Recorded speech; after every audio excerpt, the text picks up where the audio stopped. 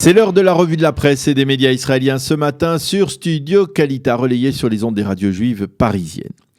Pas de titre majeur, unique ce matin dans la presse israélienne, mais plusieurs titres importants. Et nous commencerons par celui qui est perçu en manchette du Israël Hayom dans un contexte historique, l'annonce de Benny Gantz sur sa volonté de promouvoir le plan de paix du président américain Donald Trump. Le quotidien gratuit souligne que le ministre de la Défense et Premier ministre par alternance a demandé au chef d'état-major de Tsahal, le général Aviv Kochavi, de préparer l'armée à la mise en application du projet de loi instaurant la souveraineté israélienne sur la vallée du Jourdain et sur une partie importante des implantations juives de Judée et Samarie. En page 2, le journal souligne que de son côté, Benny Gantz s'est entretenu avec le principal artisan Binyamin Netanyahou s'est entretenu avec le principal artisan du deal du siècle de Donald Trump, le conseiller et gendre du président américain Jared Kushner. Et en page 3, il précise que Benny Gantz et le nouveau chef de la diplomatie israélienne Gabi Ashkenazi se sont entretenus hier avec l'émissaire de l'ONU au Proche-Orient Nikolai Mladenov, qui a souligné à la fin de cette rencontre que l'ONU restait fidèle au fameux plan de 2 États pour 2 peuples. Le quotidien israélien cite également ce matin le président du Conseil des localités juives de Judée et de Samarie, David Al-Lahyani, qui précise sa position, oui à l'instauration de la souveraineté israélienne, mais non au plan de paix de Donald Trump qui prévoit également le gel de la construction dans certaines implantations isolées et surtout la création d'un État palestinien indépendant. Et Shai Alon, le président du conseil local de la localité de Bethel en Samarie, indique que cette démarche historique d'annexion nécessite aussi des rectifications, même s'il faut bien admettre que l'actuelle administration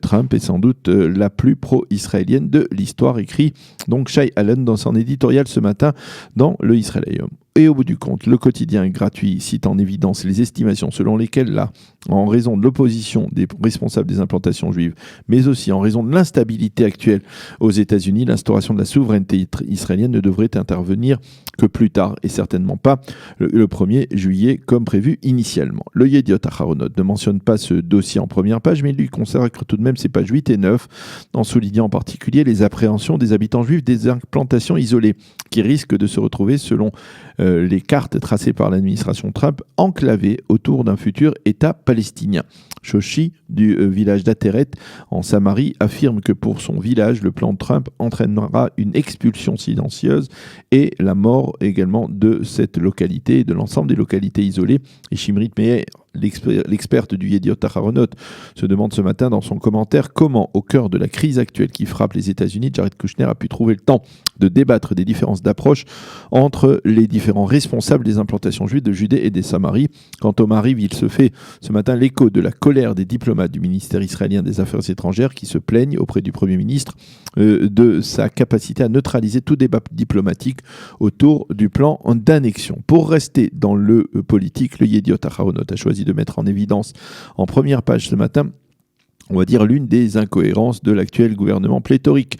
Il révèle en effet que le nouveau ministre de l'eau, qui est aussi le ministre de l'éducation supérieure, de l'enseignement supérieur en Israël, Zeev Elkin, réclame la nomination de 2 directeurs généraux pour ces 2 ministères. Elkin explique que ce portefeuille ministériel renferme 2 dossiers qui sont totalement différents. Et bien entendu, le Yediot Aharonot insiste, lui, ce matin, sur le fait que cette requête risque de coûter cher à l'État d'Israël, puisque chaque directeur général a besoin d'un bureau, d'un conseiller, d'un véhicule de fonction, etc. Et qu'il n'y a pas de limite, écrit-il, aux dépenses. Le Yediot Aharonot affirme que les élus israéliens, en particulier les nouveaux ministres, apparaissent comme totalement déconnectés de la réalité israélienne.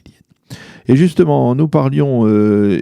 allons parler de santé publique, et les quotidiens israéliens, comme hier soir, les journaux télévisés se focalisent sur ce qui ressemble bien à un début de seconde vague de coronavirus en Israël. Les données réactualisées le prouvent. 206 lycéens et enseignants israéliens sont malades du coronavirus, dont plus de 150 sont des élèves du Gymnasia de Rehavia, le grand lycée du centre de Jérusalem. Plus de 6000 élèves et enseignants ont été placés en quarantaine. 18 établissements scolaires ont été fermés depuis le début de la semaine. Le Yediot cite ce matin des témoignages concordants d'élèves qui reconnaissent que les mesures d'hygiène et de distanciation sociale n'ont pas été respectées dans leurs établissements. Et il cite également des enseignants qui affirment que les mesures d'hygiène n'ont aucun sens car il est totalement impossible de les respecter. Le Yediot Aharonot publie les données réactualisées qui mentionnent qu'il y a eu depuis hier 67 nouveaux cas de coronavirus et qu'il y a 2006 malades, dont 32 dans un état grave et 29 sous assistance respiratoire. Les quotidiens et les sites d'information admettent que dans ce début de seconde vague apparente, les malades sont très légèrement atteints et leur vie n'est pas en danger. Les quotidiens et les sites d'information mentionnent également une enquête de l'université de Tel Aviv qui révèle que 2 à 3% de la population israélienne, soit environ 300 000 personnes, ont été de facto contaminées par le virus, mais dans leur immense majorité sans développer le moindre symptôme, ce qui signifie que pour chaque cas de contamination recensé, il y aurait entre 11 et 16 cas de contamination non recensés. Le Maariv souligne, lui, ce matin, que l'un des fonctionnaires au sein du bureau du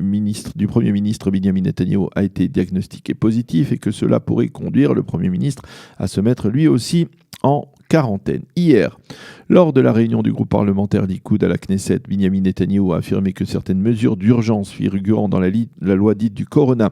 ne seraient pas appliquées, seraient modifiées. Aucun policier ne pourra pénétrer arbitrairement et perquisitionner au domicile de citoyens israéliens. ont déclaré ensemble Benjamin Netanyahu et Benny Gantz. Il faut souligner que Gantz, Netanyahu et Avi Nissan-Koren, le nouveau ministre de la Justice, sont tombés d'accord sur le fait que le droit de manifester sera maintenu et qu'il y aura un contrôle parlementaire sur toutes les mesures controversées, comme par exemple le fameux traçage des citoyens israéliens réalisé grâce aux technologies empruntées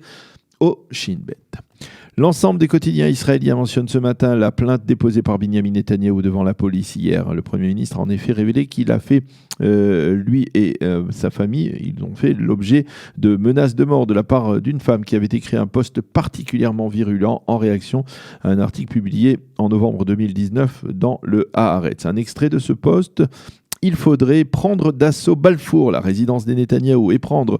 je cite, le Bibi, sa cochonne de femme et les deux morpions et les décapiter sur la place publique et prendre leur corps sur le balcon de Kikartion d'où le Naziaou n'avait pas vu les affiches contre Rabin avant l'assassinat ». Fin de citation de ce poste particulièrement haineux qui suscite donc une réaction de Benjamin Netanyahou et une plainte officielle du Premier ministre devant la police. Le Yediot Aharonot consacre une partie de sa une ce matin au fléau des assassinats de femmes en Israël qui s'est développé ces derniers mois en marge de la manifestation qui s'est tenue hier à Tel Aviv en présence de quelques 12 000 personnes. Le journal nous montre une accolade particulièrement émouvante, celle de Lili Ben-Ami, la sœur de Michal Sela, assassinée par son mari il y a plusieurs mois, et Shira Vishnia, la sœur de Maya, elle aussi assassinée par son conjoint il y a de cela quelques semaines. Tous les quotidiens israéliens et les sites d'information se penchent bien entendu ce matin dans leurs pages d'intérieur et même en première page sur la poursuite et même l'intensification des émeutes aux États-Unis. Guerre civile, titre le Israël Hayom ce matin en première page. Et puis sachez, pour terminer cette revue de la presse, que le Haaretz a interviewé Anne Sinclair, la célèbre journaliste française, s'exprime dans le Haaretz sur sa famille, ses origines juives, la Shoah et bien évidemment aussi sur la crise du coronavirus. Elle déclare entre autres: les crises mondiales permettent de mieux mettre en avant ce que l'humanité a de beau et de moins beau. C'est la fin de cette revue de la presse et des médias israéliens ce matin.